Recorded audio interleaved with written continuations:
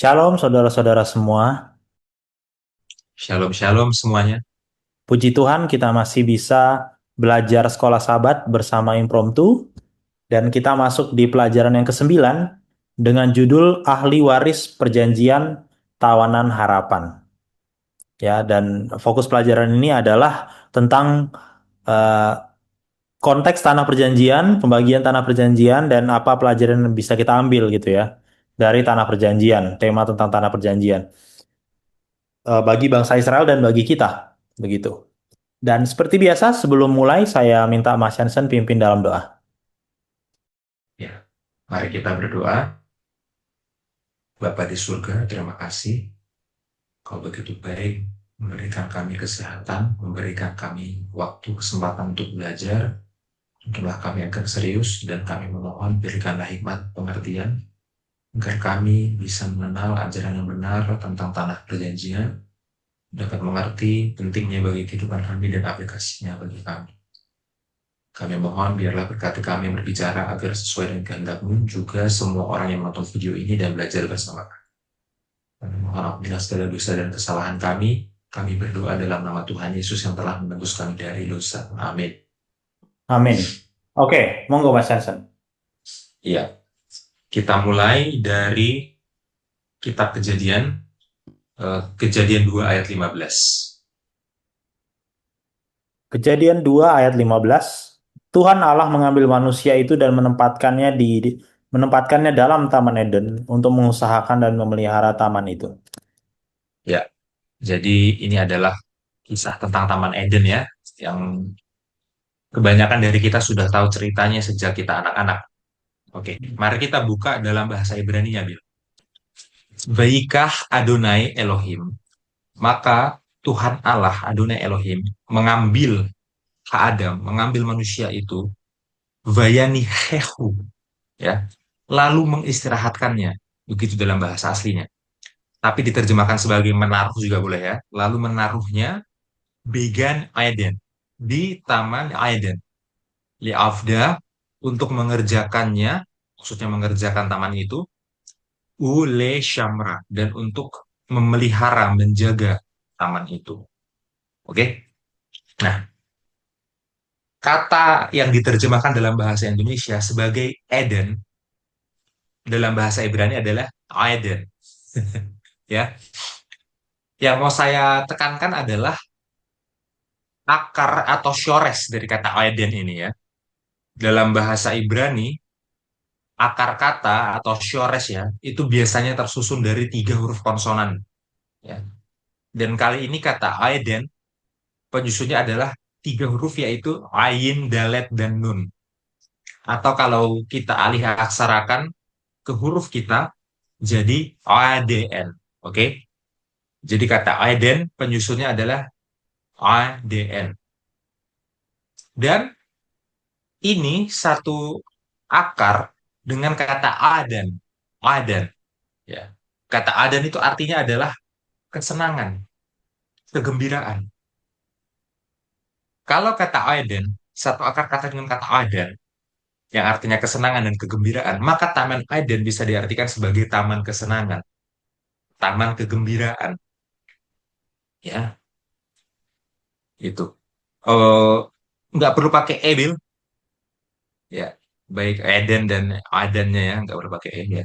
Nah, artinya Tuhan memberikan Adam dan Hawa itu sebuah rumah yang indah, taman yang indah ya, penuh dengan kesenangan, penuh dengan kegembiraan ya. Dan di taman itu banyak makanan, banyak air yang itu mencukupi kebutuhan mereka ya. Itu maknanya. Nah, bisa kita bandingkan juga dengan rumpun bahasa Semitik lainnya.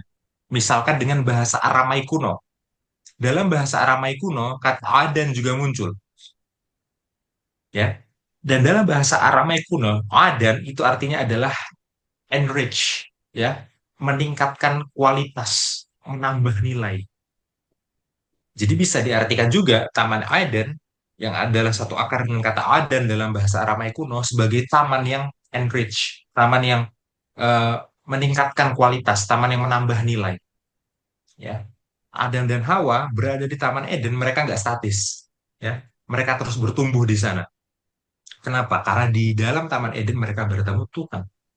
Tuhanlah guru mereka dan Taman Eden adalah sekolahnya. Kira-kira begitu kan?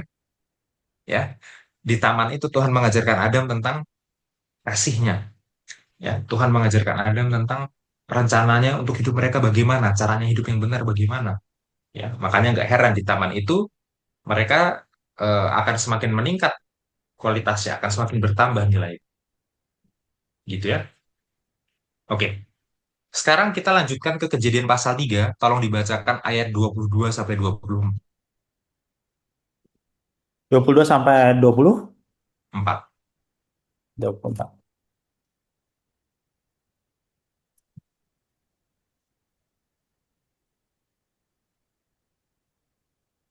22 sampai ayat 24. Berfirmanlah Tuhan Allah, sesungguhnya manusia itu telah menjadi seperti salah satu dari kita, tahu tentang yang baik dan yang jahat. Maka sekarang jangan sampai ia mengelurkan tangannya dan mengambil pula dari buah pohon kehidupan itu dan memakannya, sehingga ia hidup untuk selama-lamanya. Lalu Tuhan Allah mengusir dia dari Taman Eden supaya ia mengusahakan tanah dari mana ia diambil. Ia menghalau manusia itu, dan di sebelah timur Taman Eden ditempatkannya lah beberapa kerub dengan pedang yang bernyala-nyala dan menyambar-nyambar untuk menjaga jalan ke pohon kehidupan. Ya, kita juga tahu cerita Kejadian 3 ya. Sejak kita masih anak-anak, ya, kita tahu akhirnya Adam dan Hawa berdosa. Ketika Adam dan Hawa berdosa, Adam dan Hawa memutuskan hubungan mereka dengan Allah. Ya. Kalau mereka memutuskan hubungan mereka dengan Allah, itu juga akan memutuskan hubungan mereka dengan Taman Eden. Ya, karena Taman Eden adalah pemberian Allah. Dan mereka juga ditaruh Taman Eden oleh Allah. Kalau mereka memutuskan hubungan dengan Allah, hubungan mereka dengan Taman Eden juga putus. Mereka nggak bisa dapat tamannya kalau mereka terpisah dari Allah, gitu ya. Dan akhirnya ya Allah mengusir mereka dari Taman Eden. Jadi berbicara tentang tanah perjanjian ya,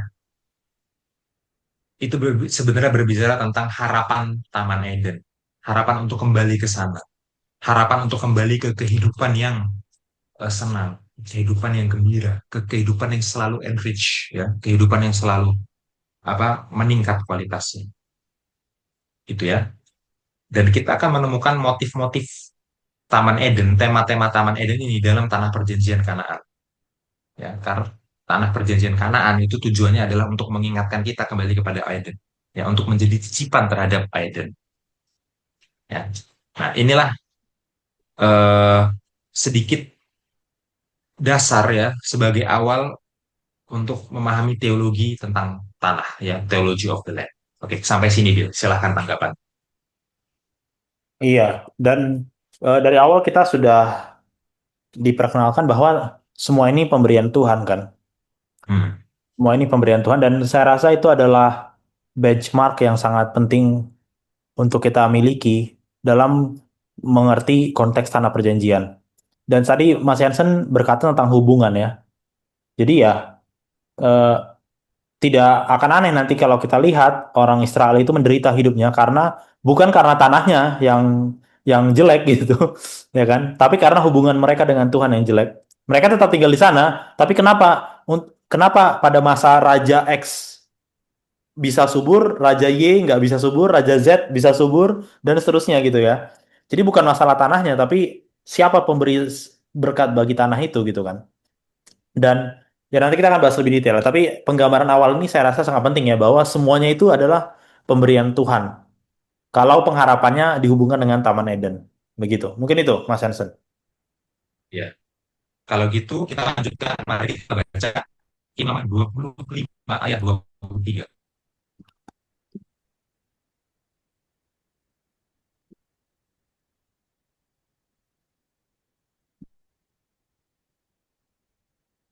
Imamat 25 ayat 23. Tanah jangan dijual mutlak karena akulah pemilik tanah itu, sedang kamu adalah orang asing dan pendatang bagiku.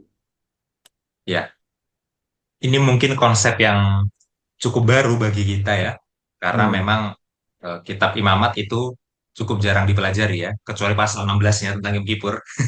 Itu di gereja Advent sangat sering dipelajari, tapi pasal-pasal yang lainnya itu cukup jarang. Ya. Dan di sini dikatakan bahwa itu adalah milik Tuhan. Ya. Umat Israel itu adalah orang asing dan perantau di sana, di tanah itu.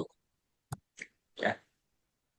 Karena biasanya kita ini menganggap tanah itu sejak mulanya aslinya memang sudah milik orang Israel. Ya. Nah, sekarang kita harus belajar ya bahwa tanah itu bukan punya orang Israel. Tanah itu punya Tuhan. Ya. Orang Israel adalah orang asing dan perantau di tanah itu. Oke, kita buka dalam bahasa Ibrani-nya.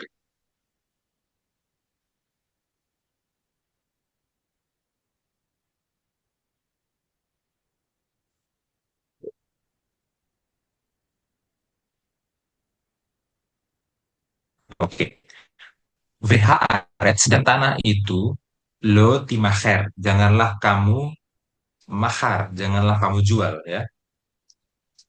Leads leads mitut ya dengan sepenuhnya, dengan permanen ya gitu ya. Kili haaretz karena milikulah tanah itu. Maksudnya Tuhan yang berbicara di sini ya. Kigerim ya karena ger eh, apa pengembara ya orang asing vetoshavim ya dan ya ini sebenarnya artinya mirip dengan ger ya. Atem. Kigerim karena ger dan toshaflah kalian imadi bersama dengan ya. Kalau bahasa Indonesia menerjemahkannya sebagai orang asing dan pendatang ya. Hmm. Tapi pada dasarnya kata ger dan toshav ini ya itu artinya mirip-mirip bahkan bisa jadi hampir sinonim gitu. Nah, saya mau bahas khusus kata toshav ini ya.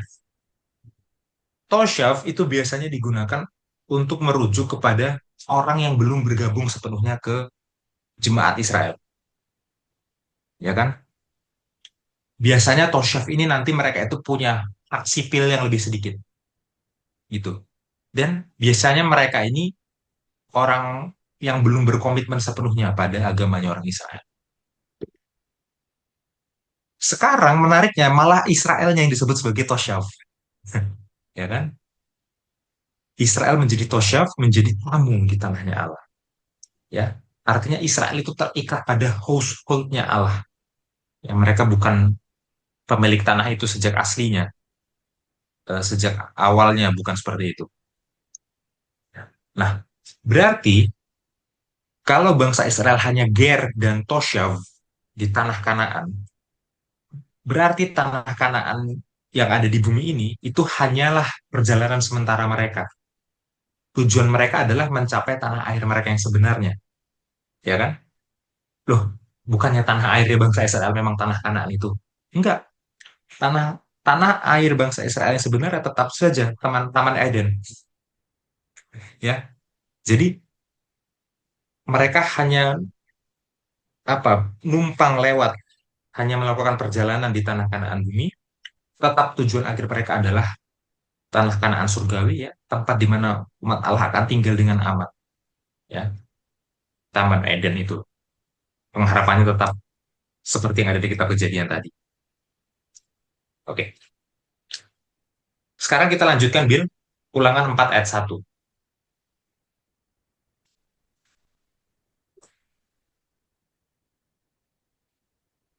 Ulangan 4 ayat 1.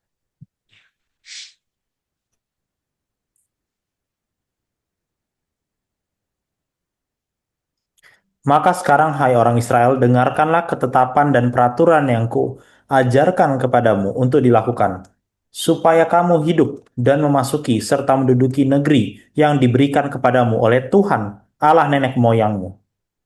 Ya, Ulangan 4 ini berbicara tentang ketaatan. Oke. Menurut ayat ini ya, tujuan utama menaati hukum Allah adalah supaya kamu hidup ya. Jadi tujuan utama menaati menuruti hukum Allah adalah supaya hidup ya untuk kehidupan. Nah, kita harus bertanya lagi, memangnya apa maknanya hidup bagi orang Israel? Ya.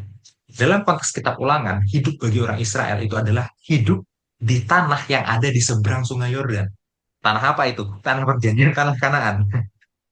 Ya kan? Jadi, motivasi untuk ketaatan, motivasi pertamanya adalah untuk hidup, tapi motivasi lanjutannya adalah untuk masuk ke dalam tanah perjanjian, tanah Kanaan, untuk memiliki tanah perjanjian, tanah Kanaan. Ya, dan ayatnya juga memang bilang begitu kan?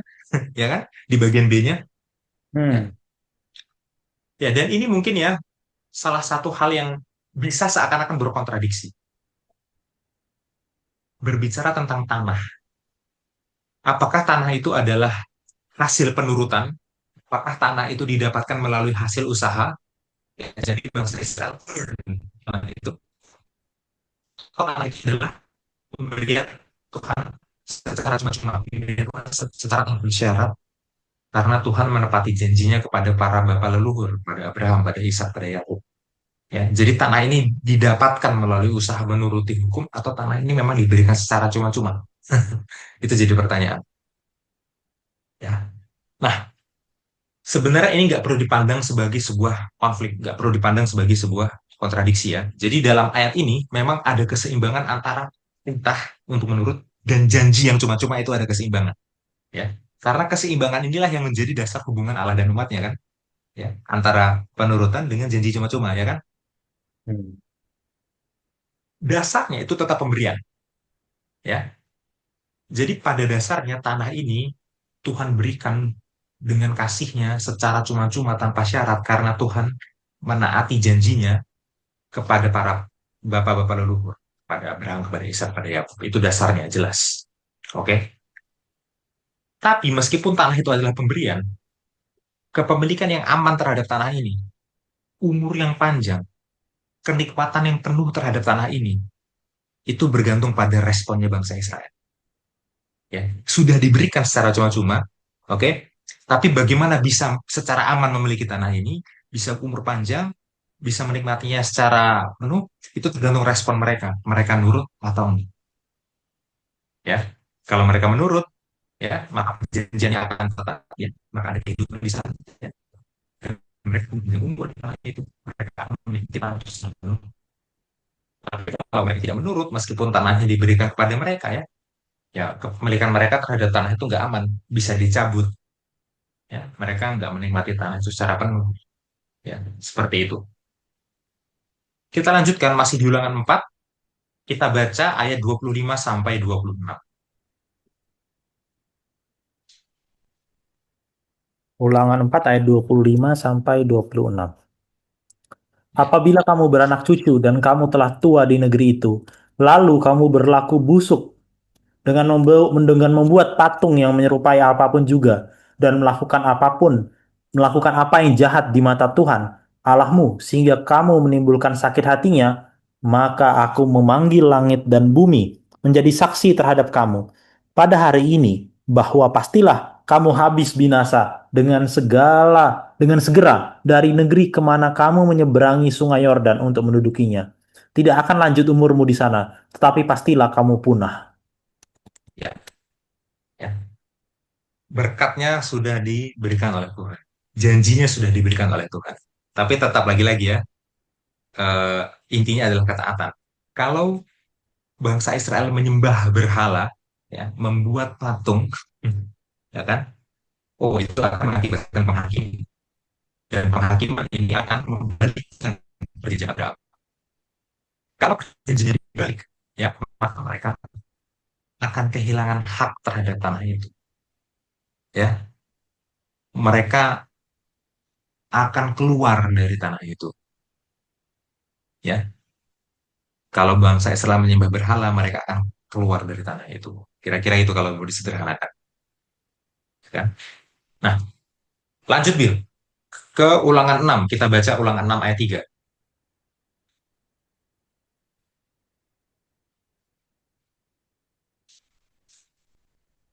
Ayat 23.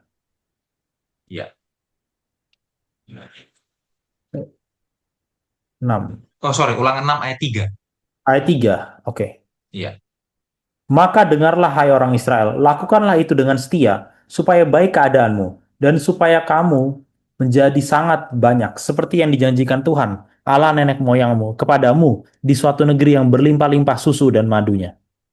Ya, perintahnya apa? Dengarlah, ya. Dan kata syama, mendengar itu bisa diartikan menurut juga, ya. Sama kayak orang tua ngomong ke anak, ya. Kamu ini kok nggak dengar-dengar nasihat orang tua? Bukan maksudnya anak itu tuli, telinganya berfungsi atau enggak. Bukan. Kalau dibilang anak nggak dengar nasihat orang tua, maksudnya kok dia nggak menurut. Itu maksudnya. Ya, jadi, maka dengarlah ya orang Israel, paman lu ya orang Israel. Orang itu mesti, intinya adalah ketaatan, ya. Dan perhatikan kata supaya itu diulang. Supaya baik keadaanmu, supaya kamu menjadi sangat banyak. Seperti yang dijanjikan Tuhan Allah nenek moyangnya kepadamu di suatu negeri, tanah, ya, yang berlimpah-limpah susu dan madunya. Jadi antara Allah Israel dan tanah perjanjian itu ada hubungan yang istimewa. Ya. Lagi-lagi, Allah lah pemilik tanah itu. Allah yang memberikan tanah itu kepada bangsa Israel. Allah membuat perjanjian kepada bangsa Israel. Kalau bangsa Israel perjanjiannya terputus dengan Allah, ya bangsa Israel nggak bisa dapat tanahnya. Karena tanah itu Tuhan yang kasih, Allah yang punya. Ya. Eh, Gini, saya mau bicara sedikit berhubungan dengan hal-hal politis. Ya. Ada sebagian orang Kristen yang menganggap bahwa sekarang tanah itu secara eksklusif hanyalah milik negara Israel modern. Ya kan? Padahal kalau kita baca dari Imamat 25 tadi ya sampai ulangan 4 sampai ulangan 6 jelas sekali bahwa tanah itu pada awalnya apa aslinya ya itu bukan punya Israel ya. Tanah itu hanya bisa dimiliki oleh orang Israel selagi mereka menurut taat pada perjanjian dengan Tuhan ya. Kalau mereka tidak taat pada perjanjian dengan Tuhan, tanah itu bisa diambil dari mereka ya. Jadi nggak bisa dalam segala sesuatu ya mau Islam menurut atau enggak tanah itu selalu mutlak menjadi milik orang Israel, nggak bisa ya. Itu pun kalau kita menganggap negara Israel modern sebagai kelanjutan langsung dari Israel Alkitab ya, anggaplah itu seperti itu, yang mana itu sebenarnya bukan ya. Tapi kalaupun dianggap seperti itu tetap nggak bisa karena harus ada faktor penurutan di dalamnya gitu ya. Oke, sedikit menyinggung aja. Nah, sampai di sini silahkan tanggapannya, Ben. Ada satu kutipan Mas Jansen yang akan saya bagikan. Ini dari Christ Object Lesson, halaman 289-290. Jika mereka menaati perintah-perintahnya, Allah berjanji akan memberi mereka gandum terbaik dan mengeluarkan madu dari batu karang. Dengan umur panjang, Dia akan memuaskan mereka dan menunjukkan keselamatannya kepada mereka. Karena ketidaktaatan kepada Allah, Adam dan Hawa telah kehilangan Eden, dan karena dosa seluruh bumi dikutuk. Namun jika umat Allah mengikuti petunjuknya, tanah mereka akan dipulihkan kesuburan dan keindahannya. Allah sendiri memberi mereka arahan tentang pengelolaan tanah, dan mereka harus bekerja sama dengannya dalam pemulihannya. Dengan demikian seluruh tanah di bawah kendali Allah akan menjadi contoh nyata kebenaran rohani.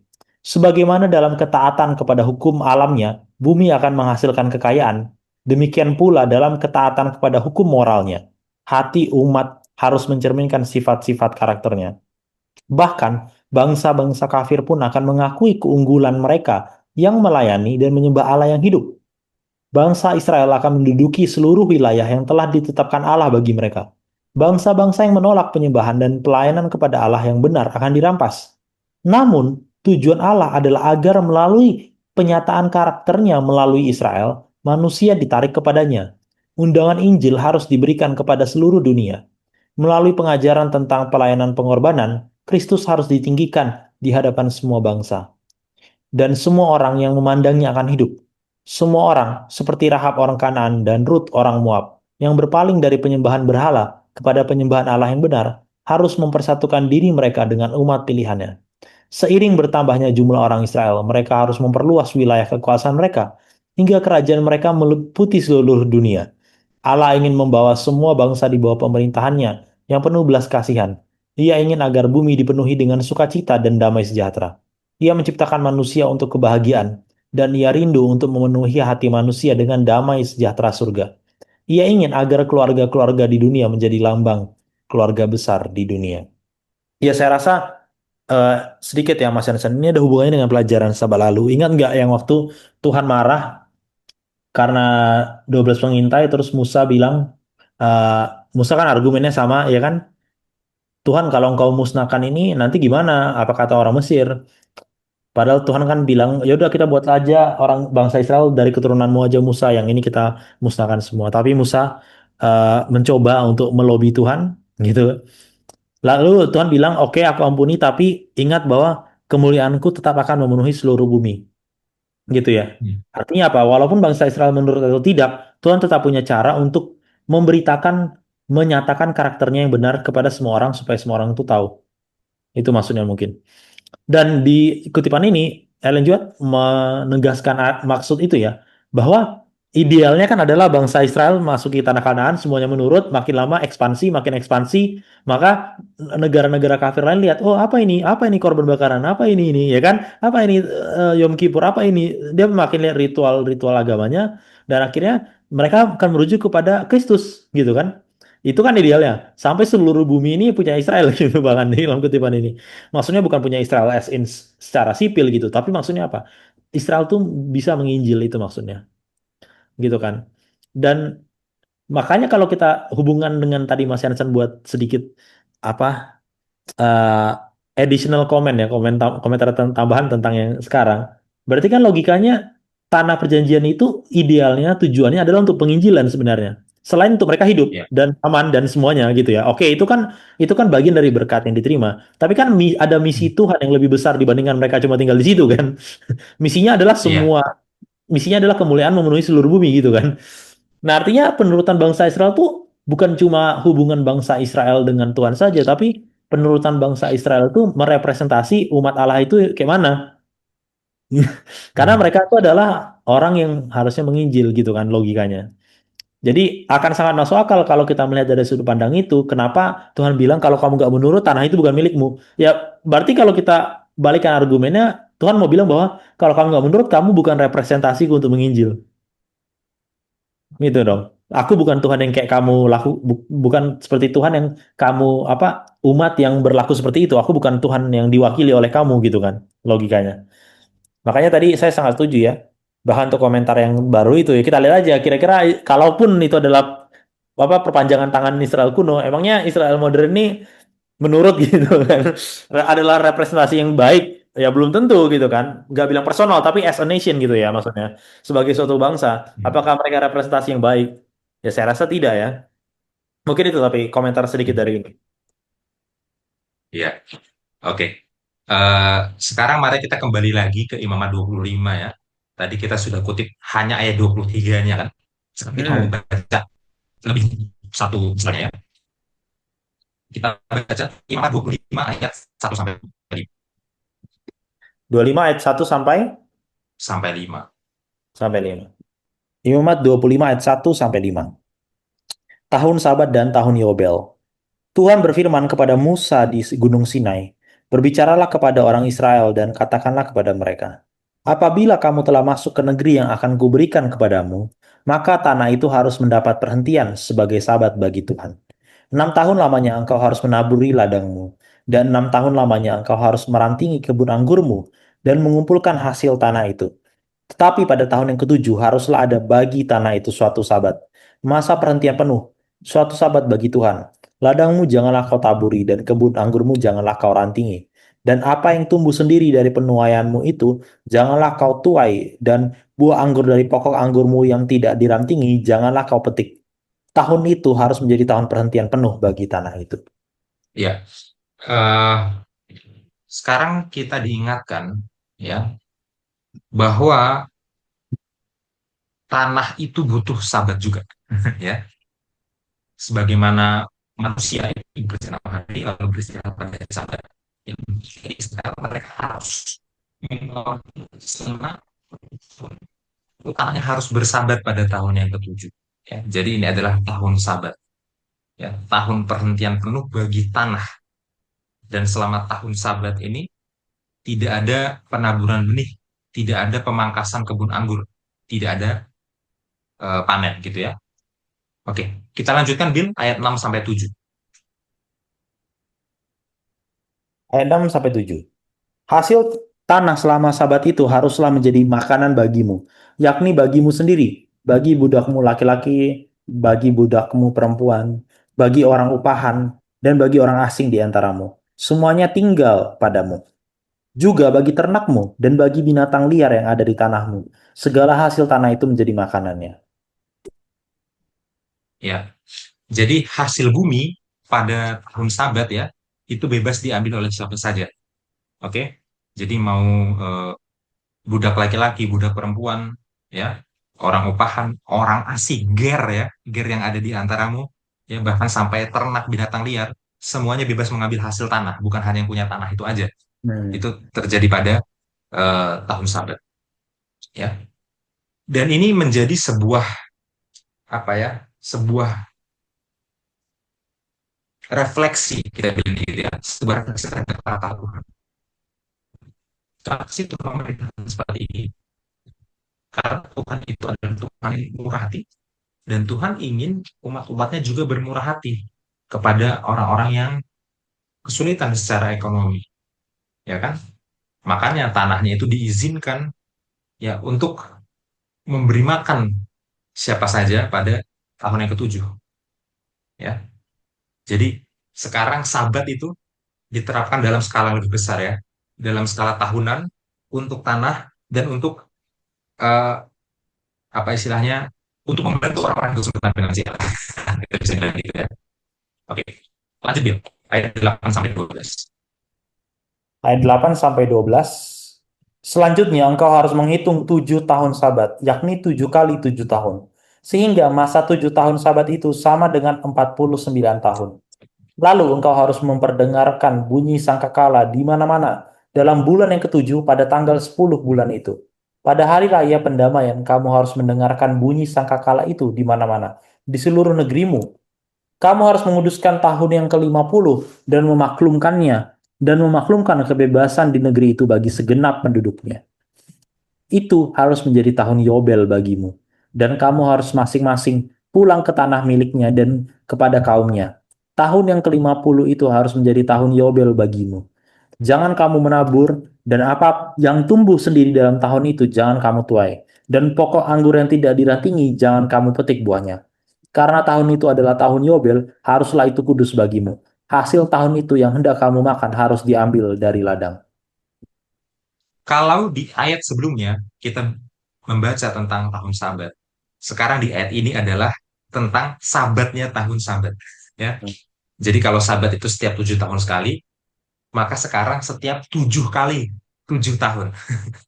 Oke, yang mana itu adalah 49 tahun. Ya, dan setelah 49 tahun, di tahun yang ke-50-nya, ya, itulah yang disebut sebagai tahun Yobel. Sabatnya Sabat. Sabatnya tahun Sabat, tahun Yobel. Apa yang terjadi di tahun Yobel? Ya, pada tahun ini, setiap kali ada orang yang berutang, ya, dan kemudian dia tidak bisa membayar utangnya, gitu kan?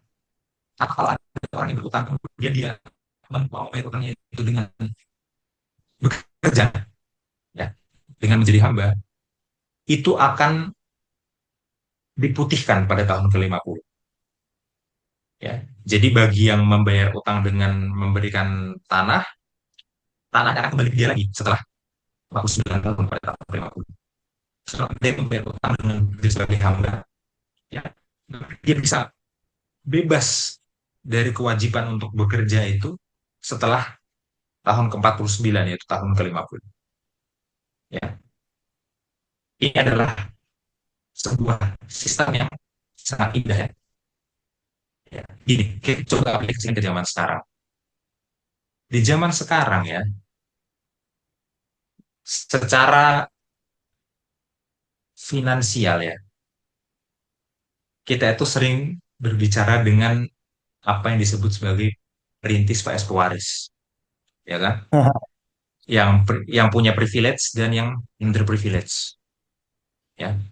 Dalam konteks Israel kuno, siapa sih yang bakal jadi pewaris, yang bakal jadi pewaris adalah orang-orang yang bisa memberikan hutang, ya kan?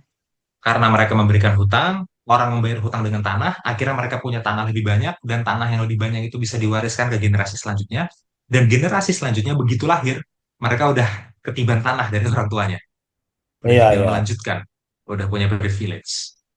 Ya. Siapa sih yang jadi perintis? Yang jadi perintis adalah orang-orang yang orang tuanya berhutang sehingga tanahnya harus dikasih untuk membayar. Jadi begitu Hmm, mereka lahir, mereka nggak punya warisan tanah, nggak punya privilege, harus merintis.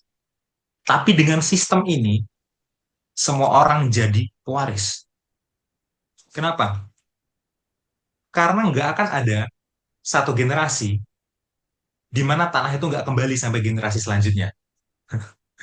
Ya, bahkan kalau seseorang itu punya orang tua yang sangat buruk finansialnya, sampai tanahnya itu harus dikasih untuk membayar utang, di tahun ke-50 tanahnya itu pasti kembali, dan generasi selanjutnya pasti bisa memulai awal yang baru dengan sudah punya warisan.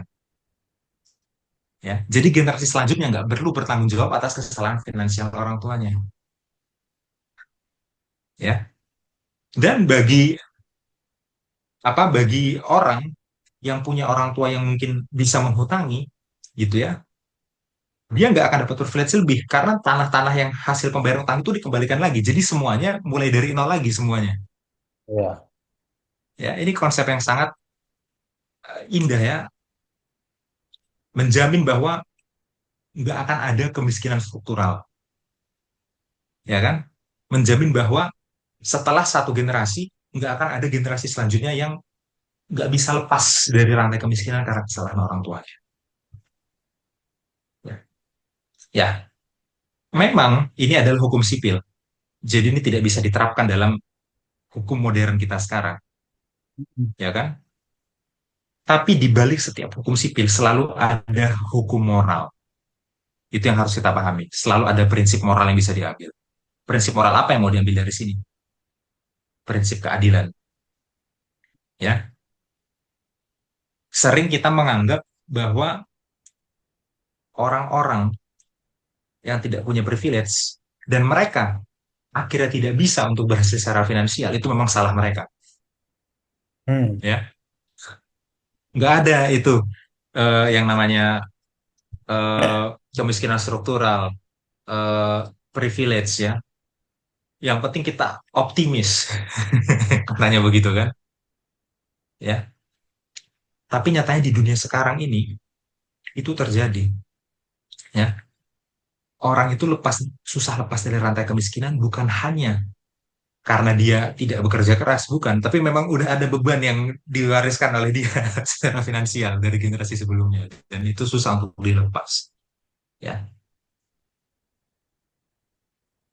Alkitab punya prinsip keadilan, ya, punya prinsip untuk membantu orang-orang yang tidak punya privilege, ya, punya apa, orang-orang yang bahkan bisa dibilang mulainya pun harus minus, ya, supaya semuanya bisa mulai start awal yang adil lagi dari nol lagi, ya.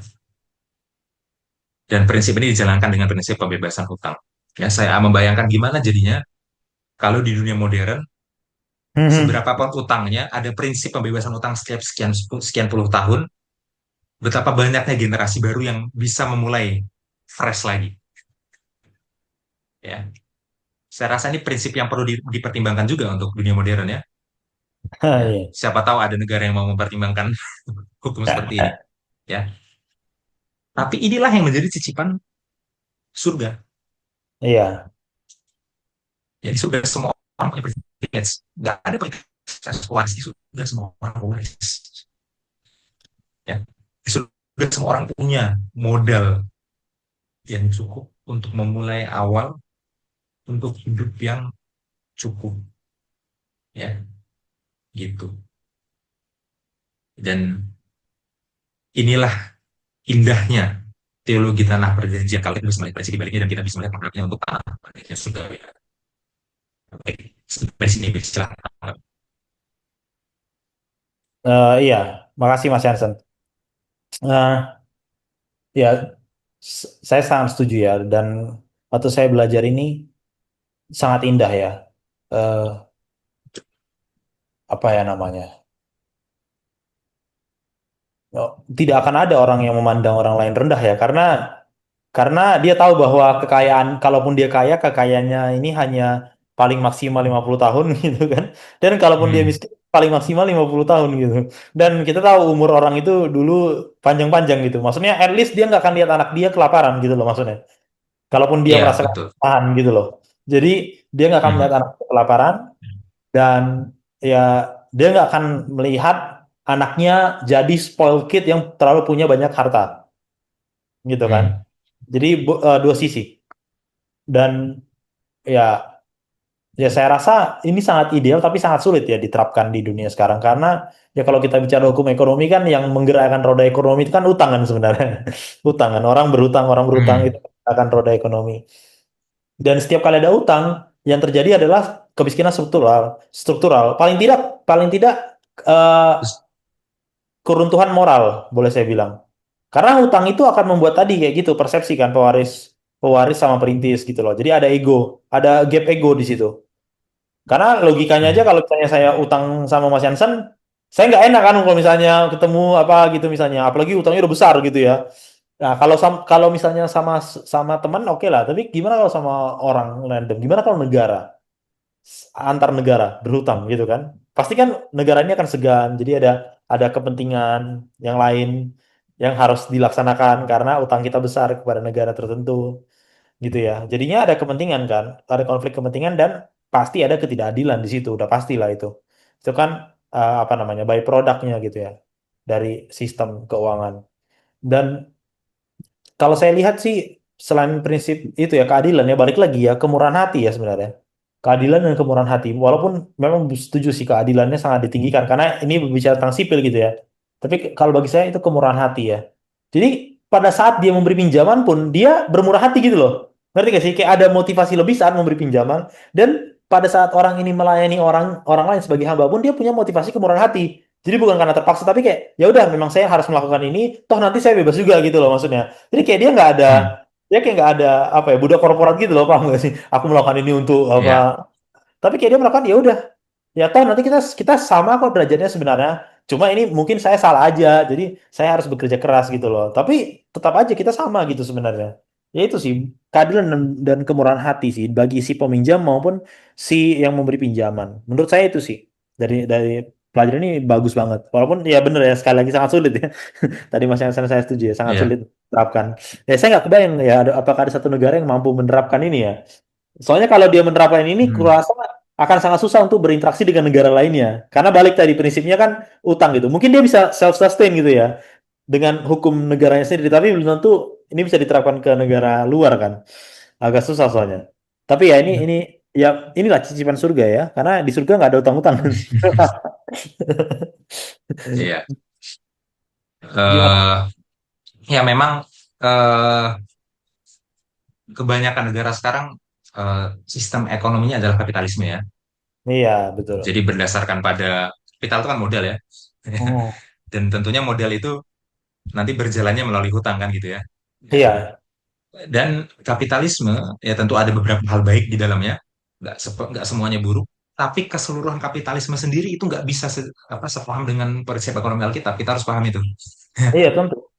Tentu ya, kapitalisme as a whole ya. Bukan kita nggak boleh bilang, tapi ada sisi baiknya. Itu kita nggak ngomongin satu dua sisi baiknya. Secara keseluruhan itu nggak Ya, monopoli. cocok. Iya, akhirnya adalah monopoli ya Heeh, dan kesenjangan itu pasti. iya, Monopoli dan kesenjangan ya. Ya, tapi kalau kita kembali ke hasrat manusia ya, ya pasti nggak pengen untuk jauh lebih kaya dari orang lain ya, iya, ya kan? Kalau semuanya sama-sama berhasil kan nggak ada yang bisa disombongkan gitu ya. iya benar. Kalau semuanya sama-sama berhasil, sama-sama kaya gitu, ya kan nggak ada yang bisa disombongkan. Pengennya kan yang satu kaya sekali, terus yang lainnya miskin, jadi ada perbedaan status tinggi gitu. Ada. Pengennya kan gitu ya. Iya, jadi bisa ngegoblok-goblokin orang yang miskin gitu mungkin ya. Tujuannya kita nggak tahu juga ya. Ya, tapi dalam kekristenan tidak seperti itu. Ya, Hmm, kalaupun kita hidup dalam sistem kapitalisme, cara pribadi kita yang harus berubah. iya benar. Ya, kita jangan berharap cara negara yang berubah, tapi cara pribadi kita yang berubah. Ya, dengan Ya kalau ada orang berhutang mungkin bisa diterapkan ke pribadi, ya. Bisa jadi. Coba pikirkan momen-momen di mana harusnya ya sudah kita lepaskan saja nih, kita bebaskan saja Iya, setelah iya, sekian waktu. Secara pribadi bisa diterapkan. Secara iya, pribadi kalau kita melihat ada orang-orang yang mungkin kesulitan secara finansial bisa kita tolong, ya, iya, ya. Jadi ini bisa kita terapkan dengan inisiatif pribadi tanpa harus ada hukum negara yang mengatur, ya, iya, ya kan? Karena kita juga terlibat dong dalam hutang piutang sebenarnya secara pribadi ya. iya Nah, pastilah. Hmm. kita bisa terapkan itu. Nah, jadi mungkin meskipun tadi kita bingung gimana ya caranya negara bisa mengadopsi ini ya, saran saya sih secara pribadi coba Iya, terapkan ini ya terhadap orang yang tidak ada sebagainya. iya, setuju, setuju. Ya. Oke, kita lanjut ya. Nah, Ya. sekarang kita baru masuk ke kitab Yosua-nya ya. Yosua 13 ayat 1 sampai 7.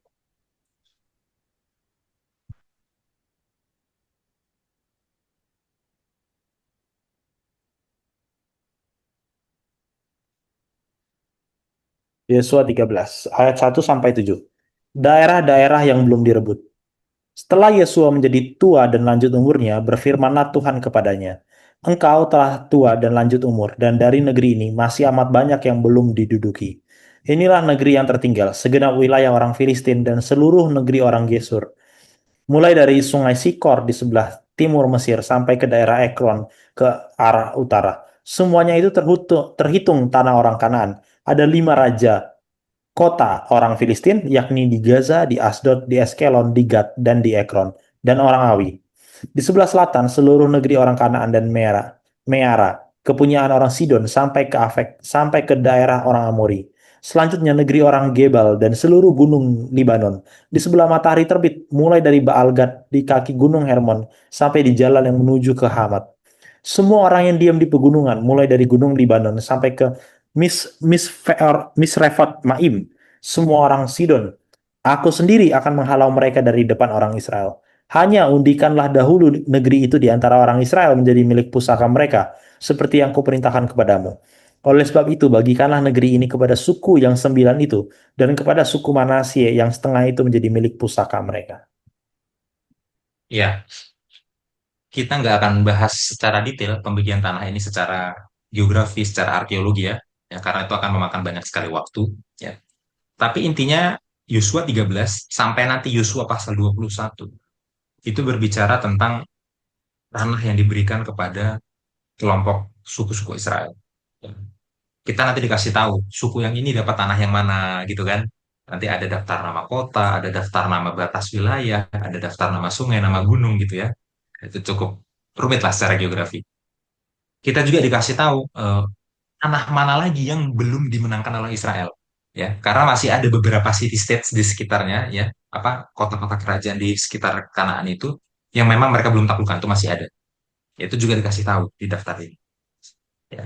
Tapi pada akhirnya ya, kita bisa melihat Yosua 13 sampai Yosua 21 sebagai penggenapan janji Tuhan kepada para bapak leluhur Abraham, Ishak dan Yakub ya. Akhirnya ya kita udah baca kitab Kejadian, baca kitab Keluaran, Imamat, Bilangan, Ulangan. Akhirnya sekarang digenapi juga janji itu ya, didapatkan juga tanah itu ya. Dan bangsa Israel dapat hidup aman di tanah perjanjian itu ya, karena Allah yang memberikan tanah itu. Karena Allah lah miliknya yang membuat bangsa Israel bisa memiliki tanah itu. Ya. Nah, kalau kita melihat struktur kitab Yosua ya, eh, ya setengah pertama dari kitab Yosua itu berbicara tentang bagaimana mereka mendapatkan tanah itu, bagaimana Allah mengambil tanah Kanaan dan memberikannya ke Israel. Nah, separuh selanjutnya itu berbicara tentang bagaimana mereka mulai menetap di tanah itu dan membangun rumah tempat tinggal mereka di sana.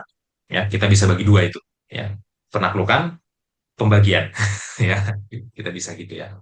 Oke, sebelum kita masuk ke perjanjian baru untuk melihat aplikasinya bagi kita, Bill kasih tanggapan dulu, silahkan.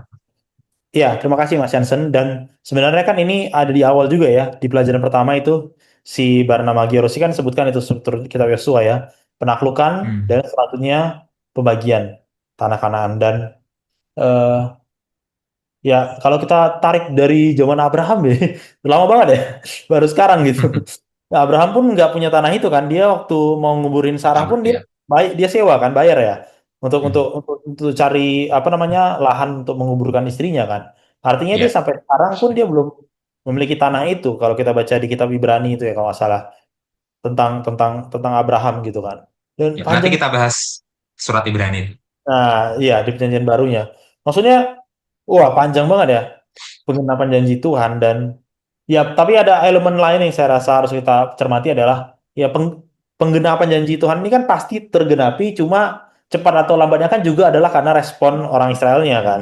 Kita kita kan udah baca Hmm. keluar, kita udah baca Mesir, cerita Mesir, kita udah baca apa namanya Yosua gitu ya. Sekarang kita lagi baca Yosua dan kita juga tahu bahwa ada faktor tentang kedurjanaan orang Amori belum genap gitu ya. Jadi ada banyak faktor yang dipertimbangkan sampai akhirnya penggenapan tanah itu terjadi gitu ya. Jadi pasti terjadi, cuma ya ada banyak faktor yang bermain di antara itu ya. Dan saya rasa ya nanti kita lihat lah bagaimana penggenapan dengan perjanjian barunya ya terhadap faktor-faktor ini. Mungkin itu saja komentar dari saya, Mas Hansen. Ya, oke. Sekarang mari kita lihat ke perjanjian baru ya, untuk Hmm. aplikasinya bagi kita.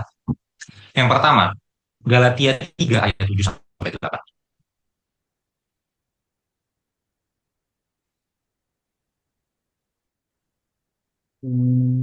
Galatia 3 7 sampai 8. Jadi kamu lihat bahwa mereka yang hidup dari iman, mereka itulah anak-anak Abraham. Dan kitab suci yang sebelumnya mengetahui bahwa Allah membenarkan orang-orang bukan Yahudi oleh karena iman telah terlebih dahulu memberitakan Injil kepada Abraham. Olehmu segala bangsa akan diberkati. Ya, oke. Sekarang kita lihat ya, apa maksud Paulus di sini. Paulus Hmm. mengajarkan semua orang yang percaya pada Yesus, terlepas dari latar belakang etnisnya, mau Yahudi, non-Yahudi, mau Yahudi, orang Palestina, eh, orang Jawa, orang Sunda, orang Batak, mau Cindo, ya, mau Latino, semua orang yang percaya pada Yesus, mereka adalah keturunan Abraham. Dalam konsep perjanjian baru, keturunan Abraham tidak terbatas lagi hanya secara fisik, ya. Dan perhatikan di ayat 8. Di ayat 8, Abraham mengutip Kejadian 12 ayat 3. Olehmu segala bangsa akan diberkati. Jadi sejak kejadian, sebenarnya janji Abraham itu sudah meliputi bangsa-bangsa lain. Keturunan Abraham itu dipilih supaya bangsa lain diberkati juga. Siapa bangsa lain itu? Ya termasuk orang Palestina, termasuk orang Jawa, termasuk orang Sunda, termasuk orang Batak, termasuk Cindo, dan lain-lain. Ya. Dan apa penggenapannya bangsa lain itu diberkati melalui keturunan Abraham? Penggenapannya adalah melalui Yesus Kristus, Sang Mesias keturunan Abraham itu, kita semua akhirnya mendapat berkat itu, dan kita akhirnya masuk dalam perjanjian Abraham. Maka kita juga dianggap jadi keturunan Abraham, meskipun secara fisik kita bukan Yahudi. Oke? Kita harus mulai dari konsep ini dulu. Ya. Lanjut, masih di Galatia, Galatia 3 ayat 29.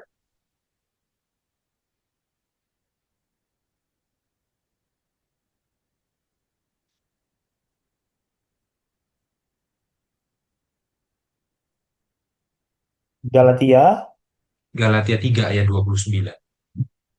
Galatia 3 ayat 20. Dan jikalau kamu adalah milik Kristus, maka kamu juga adalah keturunan Abraham dan berhak menerima janji Allah. Ya, semua yang menjadi milik Kristus, ya, adalah keturunannya, keturunan Abraham, ahli waris janji Allah kepada Abraham. Ya, maka dari Galatia 3 sudah ada implikasi. Setiap kita bicara tentang janji Abraham, ya, jangan melulu berpikir tentang negara Israel modern. Waktu kita bicara janji Abraham, berpikirlah tentang semua orang, apapun sukunya yang percaya pada Kristus. Mereka lah yang berhak menerima janji Allah kepada Abraham. Ya, ini sebagai awalan. Lanjut, Bill. Roma 9 ayat 6 sampai 8 ya. Oke, Roma 9 ayat 6 sampai 8.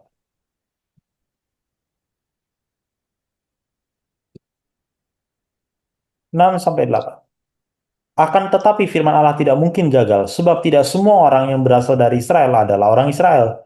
Dan juga tidak semua yang terhitung keturunan Abraham adalah anak Abraham. Tetapi yang berasal dari Ishak yang akan kusebut keturunanmu.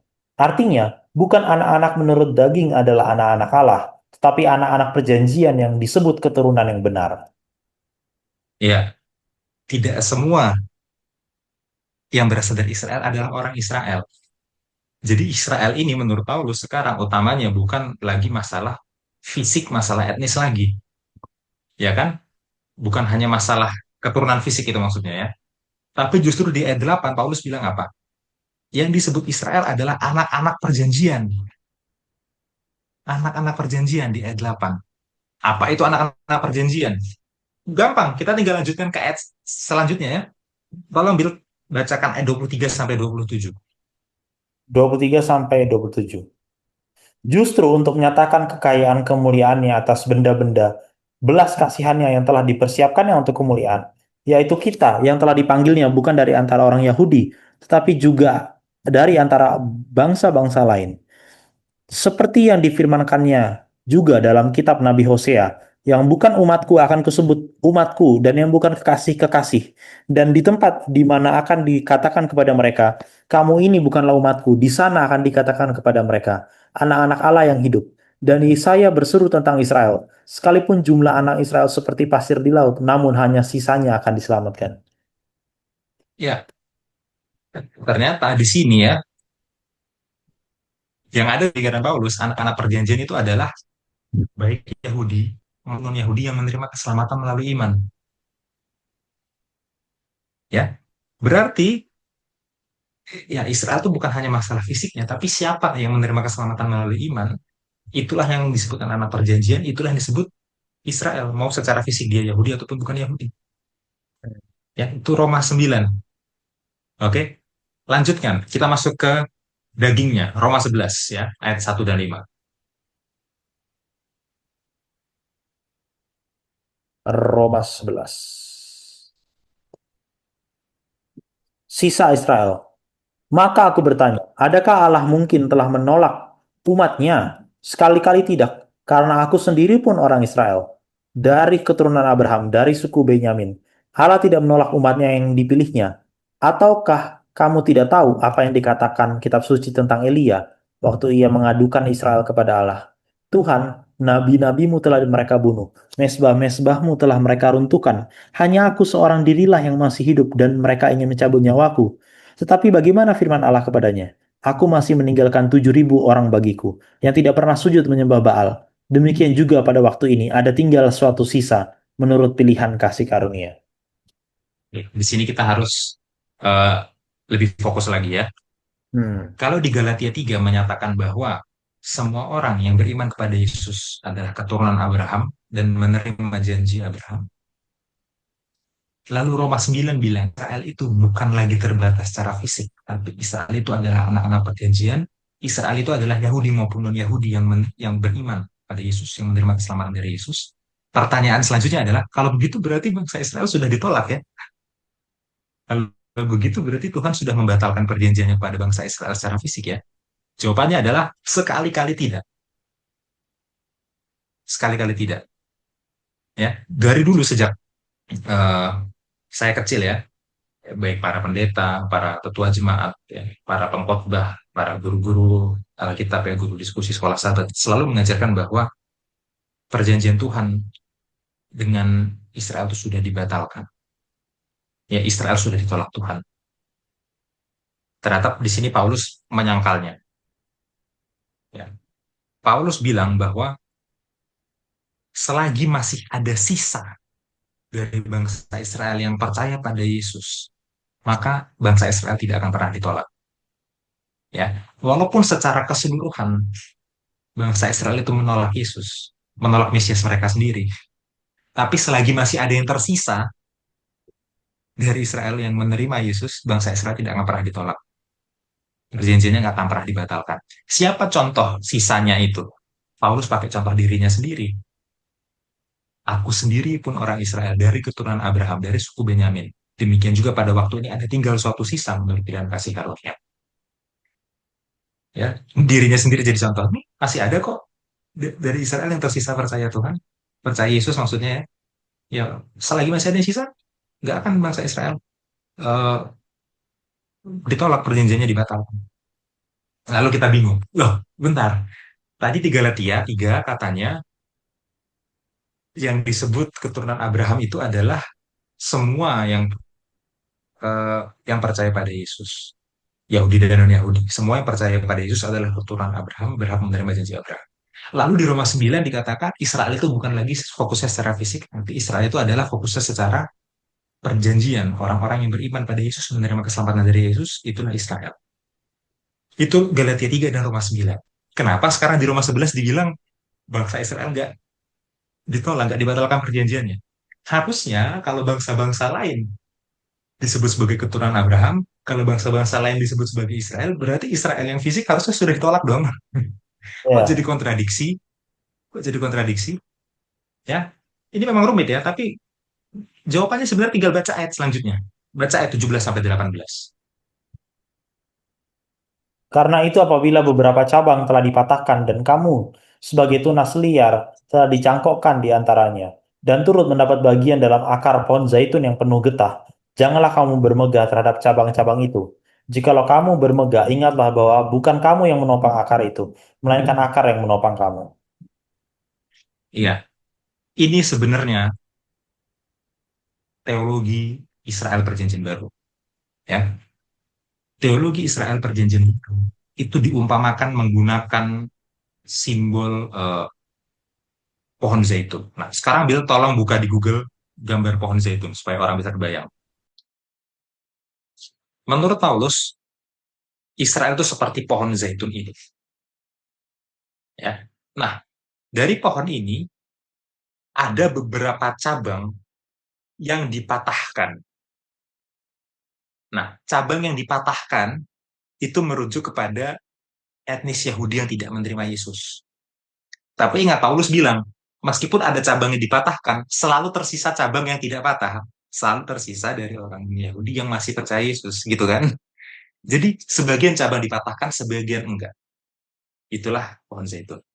Lalu, ada yang disebut sebagai tunas liar atau ranting-ranting liar. Ranting-ranting liar ini adalah orang non-Yahudi yang percaya pada Yesus. Nah, ranting-ranting liar ini dicangkokkan pohon zaitun ini, ya, menjadi satu pohon, menjadi satu bagian umat Allah, bergabung dengan orang-orang Yahudi yang percaya Yesus. Ulang ya, ada satu pohon, oke, pohon inilah Israel. Sebagian rantingnya ada yang dipatahkan karena tidak percaya Yesus, tapi masih ada ranting yang sisa. Jadi nggak pernah sepenuhnya rantingnya itu habis. Selalu ada yang sisa. Makanya Israel itu tidak pernah ditolak, tidak pernah dibatalkan. Tapi bangsa-bangsa lain yang percaya Yesus itulah ranting liar dicangkokkan ke situ, dicangkokkan ke situ. Jadi poinnya adalah bukan gini, ada dua pandangan yang sama-sama salah. Yang pertama adalah supersessionism atau replacement theology, yang kedua adalah yang disebut dengan dispensasionalisme. Iya, Ya. Yang pertama adalah supersessionism. Jadi gereja yang terdiri dari non-Yahudi ini superior, lebih unggul dibandingkan orang Yahudi. Dan replacement theology itu sama. Replacement theology itu bilang bahwa orang-orang non-Yahudi sudah menggantikan Yahudi. Itu adalah pandangan yang salah. Ada juga pandangan lain yang namanya dispensasionalisme. Jadi Tuhan membuat dispensasi, Tuhan membuat dua perjanjian terhadap dua umat yang berbeda. Tuhan punya dua umat, dua perjanjian. Perjanjiannya terhadap Yahudi berbeda dengan perjanjiannya terhadap orang non-Yahudi. Itu salah juga. Dua teori ini saling berdebat, tapi dua-duanya salah. Teologi yang benar adalah teologi yang, ya, saya pakai istilah sederhana, namanya adalah teologi editionism. Nggak tahu ini ada istilah formalnya atau enggak ya. Tapi teologi penambahan. Teologi penambahan. Artinya apa? Israel jasmaninya sendiri nggak pernah ditolak. Tapi dipatahkan sebagian. Tapi karena masih ada yang sisa nggak pernah ditolak. Lalu kita, yang non-Yahudi yang percaya Yesus ini, ditambahkan ke sini. Dicangkokkan ke sini. Itulah kenapa kita jadi keturunan Abraham juga, bukan karena kita menggantikan, tapi karena kita ditambahkan ke situ. Ya, jadi waktu Galatia 3 bilang semua yang percaya Yesus adalah keturunan Abraham, ya semuanya berhak atas janji Abraham, mau Yahudi dan non-Yahudi. Kemudian waktu Hmm. Roma 9 bilang Israel itu utamanya bukan jasmani lagi, tapi semua yang apa ya semua yang apa tadi istilahnya dia itu. Ya kita bilang beriman pada Yesus, anak-anak perjanjian ya istilahnya ya, itu adalah Israel. Itu bukan dalam konteks menggantikan, tapi dalam konteks penambahan. Kitanya Hmm. dicangkokkan ke situ, ditambahkan ke situ. Maka sekarang Israel itu adalah satu kelompok umat Allah yang di dalamnya tidak membatalkan perjanjian Israel jasmani, tapi menambahkan non-Yahudi ya menjadi satu pohon zaitun yang utuh. Ya, pohon zaitun yang utuh itu adalah Yahudi non-Yahudi itu bersatu dalam satu pohon sebagai umat Tuhan. Itu konsepnya. Kalau kita sudah mengerti ini, kita nggak lagi menerapkan janji-janji Abrahamik di perjanjian lama terhadap negara Israel modern. Ya, sekarang janji itu berhubungan dengan orang Yahudi yang masih percaya Yesus, yang tersisa itu dengan non-Yahudi yang masih yang percaya Yesus bersatu. Itulah Israel yang sejati. Terus janji tanahnya gimana dong? Kita buka puncaknya ya, Ibrani 11 ayat 9 sampai 10.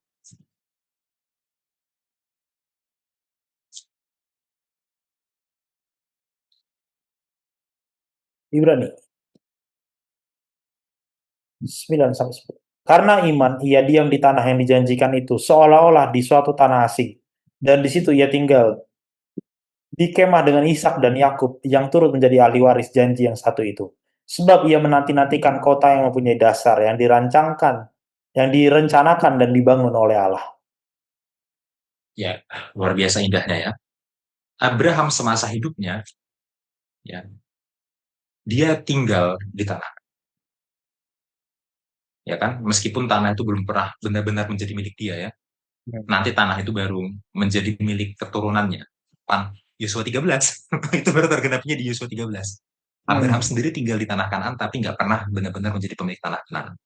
Nah, di sini dikatakan Abraham tinggal di tanah itu, tanah yang dijanjikan kepada dia seolah-olah suatu tanah asing. Jadi Abraham menganggap tanah Kanaan yang dijanjikan ke dia sebagai tanah asing. Kenapa dianggap sebagai tanah asing? Kan itu dijanjikan kepada dia. Jawabannya ada di ayat 10. Karena Abraham menantikan sesuatu yang lebih besar dari itu. Abraham menanti-nantikan kota yang mempunyai dasar yang direncanakan dan dibangun oleh Allah. Apakah di ayat 10 ini berbicara tentang Kanaan secara fisik? Enggak. Kota yang mempunyai dasar, yang direncanakan dan dibangun oleh Allah itu bukan tanah Kanaan secara fisik. Ini adalah kota yang ada di Wahyu 21. Ya kan? Yerusalem baru.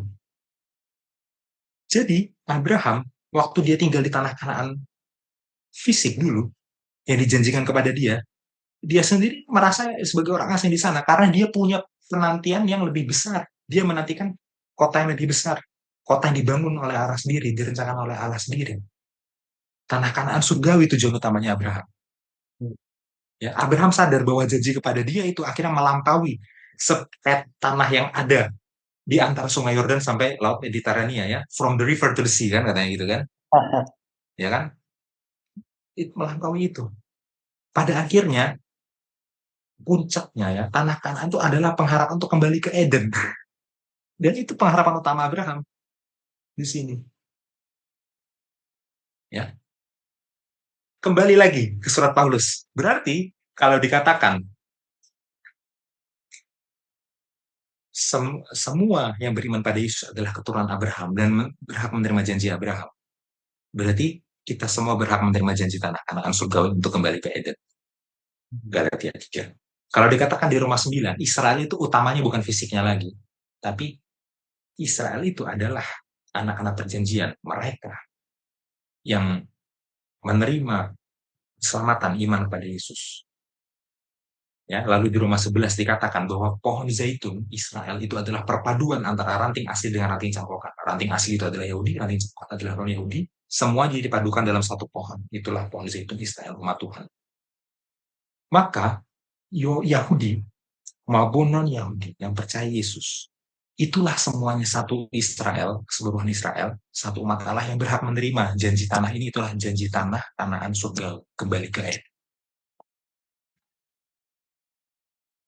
Maka waktu kita berbicara tentang teologi of the land, ya, teologi tanah perjanjian, harapan kita adalah sebagai Israel rohani yang tidak membatalkan Israel jasmaninya, tapi menambahkan ke situ adalah untuk kembali ke tanah Kanaan surgawi itu, ya,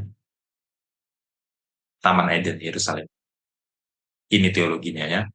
Nah, semoga ya ini juga bisa mengkoreksi ya, barangkali ada yang punya pemahaman salah ya tentang keturunan Abraham, tentang Israel yang semata-mata itu hanya bicara negara Israel modern ya. Semoga ini bisa membenarkan pemahaman kita tentang hal itu dan memberikan kita pengharapan, ya, memberikan kita optimisme bahwa kita juga adalah keturunan Abraham Israel yang apa siap menerima janji tanah.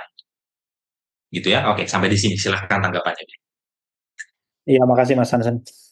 Saya rasa pelajaran ini cukup singkat, straight to the point, tapi mungkin banyak orang yang belum tahu ya tentang Iya. Roma 11 ini ya. Kalau jarang baca Roma mungkin karena sulit, ya apa ini ranting ya, udah takut dulu. Ya, oke, gini. Memang tadi juga ya, saya melakukan oversimplifikasi. Ya, Jadi saya menyederhanakan itu menjadi sangat sederhana supaya mudah dimengerti ya. Tapi jangan kita pikir bahwa Roma 9 sampai Roma 11 itu sesederhana itu ya. sesederhana ini. Ada banyak detail lain yang tidak saya bahas tadi ya. Jadi saya sarankan untuk baca lagi Galatia 3, baca full satu pasal, baca ya, kemudian Roma 9 sampai 11. Kemudian Efesus 2, ya, itu bahkan belum saya bahas. Efesus 2 kalau baca ya, baca berulang-ulang, baca pelan-pelan dan sambil membaca ingat lagi semua yang ada di perjanjian lama. Ya, Kejadian 12, Kejadian 15, Kejadian 17, Kejadian 26, Kejadian 28, Imamat 25, Ulangan 4, Ulangan 6, Yosua, semuanya. Sambil mengingat itu, sambil memikirkan surat Paulus ini. Nanti bisa ketemu teologinya gimana. Ya, tapi tadi itu saya coba rangkum. Saya pilih ayat-ayat tertentu dari pasal-pasalnya, saya rangkum. Begini loh, konsep sederhananya kalau di oversimplifikasi. Ya, tapi detailnya jauh lebih dalam lagi. Benar, Bil. Detailnya jauh lebih dalam. Ya, memang Roma itu secara teologi sangat sulit kok. Silahkan, Bil.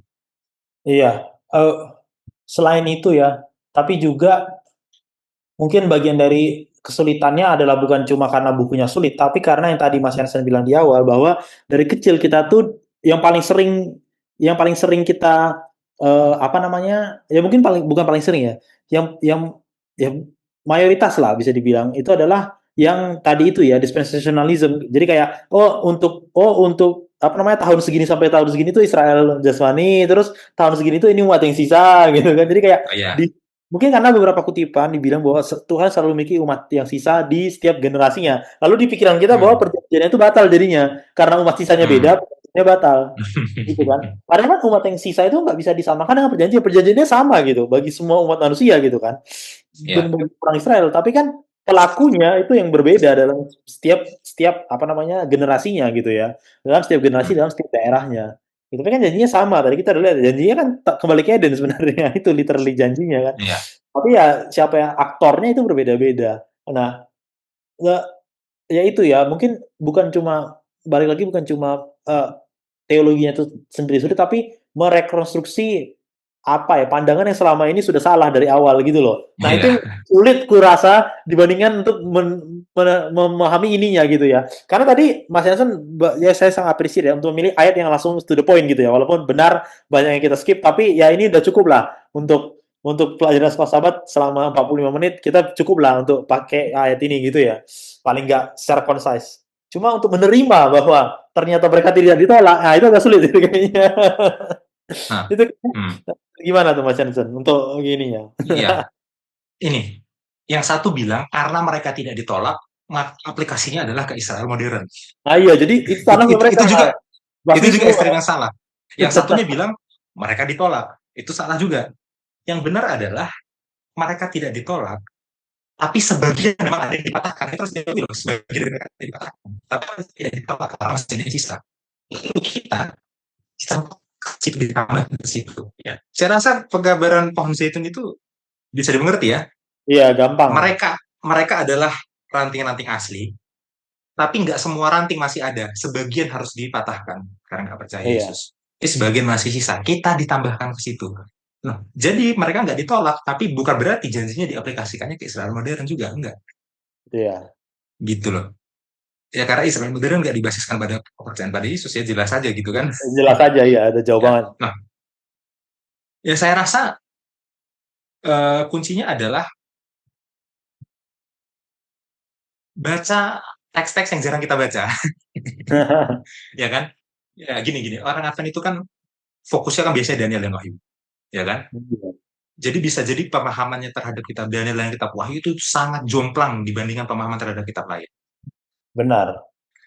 Ya, nah mulai baca teks-teks yang lain yang jarang kita baca, dan Roma 9 sampai 11 ini ya, mau bagaimanapun sulitnya kita memahami ya, karena dari dulu dari kecil sudah diajari replacement theology, ya saya rasa kalau kita baca Roma 9 sampai 11 dengan pelan-pelan berulang-ulang, ya kita bisa kok melepaskan apa yang sudah kita percaya dari dulu. Yang Iya. yang meskipun udah nempel ya. Kuncinya adalah mau belajar lagi. Mau belajar lagi ya. Siap dikoreksi bahwa nggak semua yang kita percaya dari dulu itu benar loh. Bisa jadi ada yang salah dan kalau kita baca ulang, bisa jadi kita akan dapatkan sesuatu yang baru yang harus melepaskan pemahaman kita yang dulu. Gitu ya. Ya, Alan juga kan bilang kan, kita selain harus learn, belajar kita juga harus unlearn, melepaskan yang sudah kita Ya. pelajari ya. Ya, saya rasa kita harus punya mental itu, ya. Bukan berarti semua yang sudah kita pernah tahu itu benar, enggak. Kita harus siap untuk belajar lagi. Oh, ternyata selama ini yang aku tahu salah toh. Ternyata begini tuh yang benar, ya. Baca lagi aja Roma 9 sampai 11. Itu aja sih, Bil. Kalau dari Iya, ya saya sangat setuju itu ya. Tapi ini sebelum kita tutup ya, untuk Hmm. buat rangkuman mungkin sedikit ya, supaya Hmm. saudara yang "Hah, apa ini? Kita dicangkokkan." Jadi kayak Iya. coba kita berhitung bodoh aja ya, berhitung bodoh. Ini saya coba hitung bodoh. Kalau ini benar, kira-kira lebih banyak cabang liar yang dicangkokkan atau cabang yang sisa? Ya, coba lihat Iya yang kan? dicangkokkan. Iya kan jelas Iya. lah sepanjang sejarah manusia gitu. Jangankan yang masih Hmm. hidup sekarang, tapi sepanjang sejarah manusia gitu ya. Lebih banyak cabang liar. Jadi sebenarnya eh, satu pihak nggak bisa mengambil kredit terhadap pihak yang lain gitu. Semuanya sama aja gitu. Saya nggak peduli saya mau dicangkokkan dan bahkan dari awal gitu kan. Karena at the end of the day tujuannya sama gitu. Jadi saya rasa nggak perlu lah ada kayak apa namanya, ya itu ya tadi yang teologi yang udah bermasalah itu ya, nggak usah terlalu, kita harus unlearn, benar. Kita harus belajar untuk unlearn sih. Mungkin itu sih Mas Jansen. Ya. Oke. Kita rangkum ya. Ya. Ya. Yang pertama adalah kejadian ya. Hmm. Kejadian 2 ayat 15, teologi tanah itu dimulai dari Taman Eden itu sendiri. Ya, bagaimana Adam dan Hawa tinggal di Taman Eden, ya, dengan kesenangan, dengan kegembiraan, dan di situ mereka semakin lama, semakin meningkat kualitasnya, semakin bertambah nilainya. Ya, tapi dengan ketidakmenurutan mereka, mereka harus keluar dari Taman Eden. Kenapa? Karena Allah yang memberikan Taman Eden itu kepada mereka. Allah yang menaruh mereka di Taman Eden. Kalau mereka perjanjiannya dengan Allah terputus, ya mereka harus keluar juga dari Taman Eden itu. Ya. Nah, bicara tentang tanah Kanaan itu adalah bicara tentang cicipan Taman Eden sebenarnya. Bicara tentang pengharapan untuk kembali ke Taman Eden yang cicipannya bisa didapatkan di tanah perjanjian fisik ya di Kanaan. Itu nomor satu ya. Oke, nomor dua, ya kita bahas beberapa ayat di kitab Imamat dan kitab Ulangan. Poinnya adalah tanah itu sejak awalnya dan aslinya bukan milik orang Israel. Tanah itu sejak awalnya dan aslinya adalah milik Tuhan. Ya, bangsa Israel itu adalah numpang di sana. Ya, numpang di sana. Artinya apa? Kalau mereka tidak taat dalam perjanjian dengan Tuhan, ya mereka bisa diusir dari tanah itu. Karena mereka numpang di situ, itu tanahnya Tuhan. Mereka berhak terhadap tanah itu selagi mereka ada dalam perjanjian ketaatan dengan Tuhan.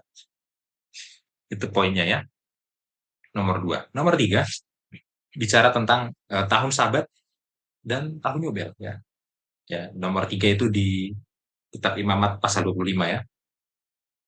Tahun Sabat itu berbicara tentang setiap 7 tahun tanah itu harus diistirahatkan dan semua orang boleh mengambil dari tanah itu. Ya, ini sebagai kemurahan hati terhadap orang yang kesulitan secara finansial gitu ya. Jadi semua orang, bukan hanya pemiliknya, semua orang boleh ngambil di tanah itu setiap tahun ke-7, tahun Sabat. Lalu ada tahun Yobel. Tahun Yobel itu apa? Sabatnya tahun Sabat. Jadi 7 tahunnya dikali 7 lagi, 29. Lalu di tahun ke-50-nya itulah tahun Yobel.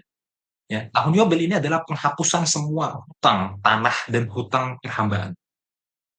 Dulu orang membayar hutang itu dengan cara memberikan tanah dan bekerja pada orang yang eh, memberi hutang. Tahun ke-50, semua utang dihapuskan. Tanah dipakai membayar hutang harus dikembalikan ke pemilik aslinya. Orang yang bekerja untuk membayar hutang harus dibebaskan dari pekerjaan. Ya. Ini adalah sebuah prinsip keadilan untuk menjamin generasi selanjutnya tidak menderita karena hutang generasi sebelumnya. Ya.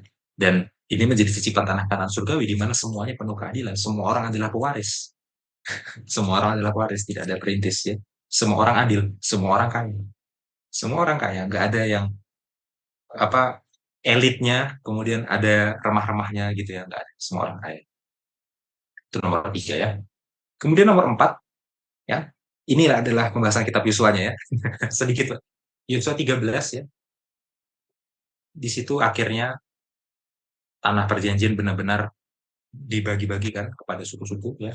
Janji dari Abraham itu benar-benar digenapi sekarang ya. Ya dan eh, masih ada beberapa tanah yang belum ditaklukkan ya, dan itu akan ditaklukkan kemudian ya. Tapi intinya ini adalah pemenuhan janji tanah itu pada akhirnya. Nah, nomor 5 ya, ini adalah implikasi perjanjian baru dari teologi tentang tanah ya. Sebelum bahas tentang tanahnya, kita harus bahas dulu siapa Israel ya.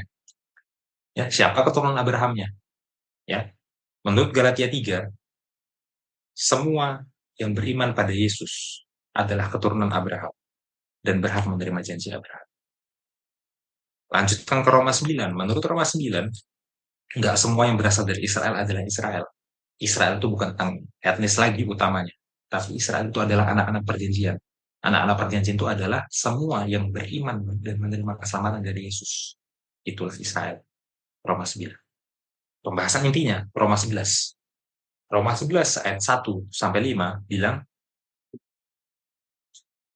orang Yahudi secara etnis ya, itu tidak ditolak, tidak dibatalkan perjanjiannya. Selagi masih ada yang tersisa dari Israel fisik ya, selagi masih ada sisa dari Israel fisik yang percaya kepada Yesus, contohnya Paulus, mereka tidak akan pernah ditolak, tidak akan pernah dibatalkan perjanjian. Lalu gimana dong kita menghubungkan ini dengan Galatia 3 dan Roma 9? Lanjut masih di Roma 11 di ayat 17 dan 18-nya, ya, disitulah dijelaskan perumpamaan pohon zaitun itu. Ya. Pada dasarnya Israel itu adalah sebuah pohon, ya, diumpamakan seperti sebuah pohon. Orang-orang Yahudi itu adalah cabang asli. Dari cabang asli ini ada yang dipatahkan. Itulah orang Yahudi yang tidak percaya Yesus. Tapi nggak pernah dipatahkan semuanya cabang asli. Selalu ada cabang asli yang tersisa. Itulah orang Yahudi yang percaya Yesus. Nah, dari cabang asli yang sisa ini, ya, yang sebagian sudah dipatahkan, ada beberapa cabang-cabang liar, itulah non Yahudi yang percaya Yesus, dicangkokkan ke situ menjadi satu pohon zaitun yang sama. Ya, maka perjanjian kepada Israel secara fisiknya nggak pernah dibatalkan karena masih ada ranting asli yang tinggal, tapi non Yahudi ditambahkan ke situ, bukan menggantikan. Kalau menggantikan tuh bikin pohon baru, ditambahkan ke situ, ya, dicangkokkan ke situ, maka Israel itu menjadi satu pohon zaitun yang merupakan kesatuan penuh antara Yahudi dan non-Yahudi yang percaya Yesus. Perjanjian Yahudinya nggak dibatalkan, tapi bukan hanya melulu mereka lagi secara fisik, enggak. Sudah ada ketambahan non-Yahudi dicangkokkan ke sana, itulah satu pohon zaitun yang. Jadi apakah ada orang Yahudi yang meskipun secara fisik tapi secara rohani dia bukan orang Yahudi perjanjian lagi? Ada. Sebagian yang dipatahkan itu tadi kan, gitu ya. Tapi masih ada ranting yang sisa dan ranting cangkok. Ya. Dan Ibrani Ibrani 11 ayat 9 sampai 10 menjelaskan pengharapan utamanya ya bagi Abraham dan bagi semua turunan Abraham ya termasuk kita juga itu adalah tanah Kanaan surgawi melampaui tanah Kanaan dunia. Pada dasarnya tanah perjanjian itu adalah kembali ke Eden. Itu pada dasarnya. Ya. Ya, nomor 5 ini adalah bagian yang cukup sulit ya. Dan saya yakin di diskusi pasti akan ada yang tanya dan bahas Israel modern. Pasti ada ya. Jadi poin nomor 5 ini harus dipersiapkan dengan baik-baik ya. Baca baik-baik itu ya. Galatia 3, Efesus 3, eh, Roma 9 sampai 11 ya. Ya, dan semoga kita semua bisa apa ya, sebagai terutama sebagai pemimpin ya, mengajarkan yang alkitabiah, bukan hanya asumsi yang sudah kita bawa sejak dulu ya, tapi yang alkitabiah. Gitu. Silahkan dia, tanggapan terakhir. Iya, benar ya. Yang terakhir itu saya sangat suka. Kita lihat apa yang Alkitab katakan ya sebenarnya, bukan apa yang kita dengar selama ini atau persepsi kita. Memang penting untuk memiliki pengetahuan lebih dulu ya, tapi jangan takut untuk unlearn dari apa yang kita sudah tahu. Kalau Alkitab berkata kebalikannya, gitu ya. Dan ya inilah yang dikatakan oleh Alkitab.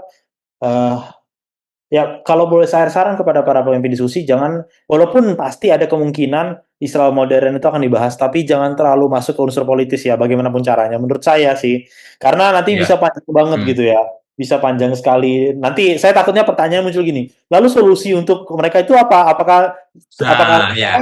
to state atau apa? Jadi yang mau ditanya terus solusi gitu loh. Nah, Apakah mereka kita. berdampingan atau gini? Nah kan jadinya panjang kan, melebar gitu loh. Nah Hmm. itu jadi susah. Ya, ya, ya, Nanti ya. nggak bahas Romanya gitu, bahas Israel modernnya. Padahal kan sebenarnya bukan itu poinnya gitu ya. Maksudnya satu kita nggak bisa mengendalikan pemerintahan di sana dan konflik di sana itu ada. Saya harus akui agak ribet ya karena ada banyak faktor, ada banyak aktor di sana. Bukan cuma Palestina Ya. warga Palestina Israel lagi gitu, tapi banyak aktor lah gitu ya. Jadi saya Hmm. harap jangan terlalu dalam sampai ke sana, walaupun mungkin ada pertanyaan ke sana gitu. Mungkin itu sih kalau dari saya Mas Hansen. Ya, ya. Ini memang menyinggung politik, tapi fokusnya bahas Alkitabnya.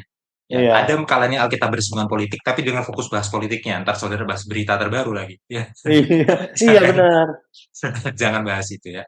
Oke, ya kapan-kapan kalau kita punya waktu ya, kita bahas lebih dalam ya. Roma 9 sampai 11 ya. Mas Hansen Ya, tentu 11. sebenarnya itu juga harus dimulai dari Roma 3 sampai 8 ya Oh tentunya. iya, nomor Ya, 3 sampai tentunya. 8. Tadi ini benar-benar dikat. Oke, kita tutupin. Oke, saudara-saudara sampai sini pelajaran sekolah sahabat kita. Saya akan tutup kita dalam doa. Mari kita bersatu dalam doa. Bapa di surga, terima kasih atas berkat-Mu. Kami sudah selesai belajar sekolah sahabat. Dengan segala keterbatasan kami, biarlah Engkau boleh memberikan Roh Kudus kepada kami, supaya kami boleh mengerti dan melaksanakannya. Melihat orang lain menjadi sama seperti kami, berlaku adil, dan menantikan tanah Kanaan surgawi Tuhan. Janjimu kepada kami semua orang yang percaya. Bapa, bantu kami untuk terus setia kepadamu, terus percaya kepadamu sambil menantikan kedatanganmu yang kedua kali. Dan secara khusus saya mau berdoa untuk semua guru-guru sekolah sahabat, berikan mereka hikmat supaya boleh bisa mengajar dengan baik. Terima kasih Tuhan, dalam nama Tuhan Yesus kami berdoa. Amin. Baik, sampai Amin, di amin, amin. pelajaran sekolah sahabat kita. Shalom semuanya. Shalom, shalom.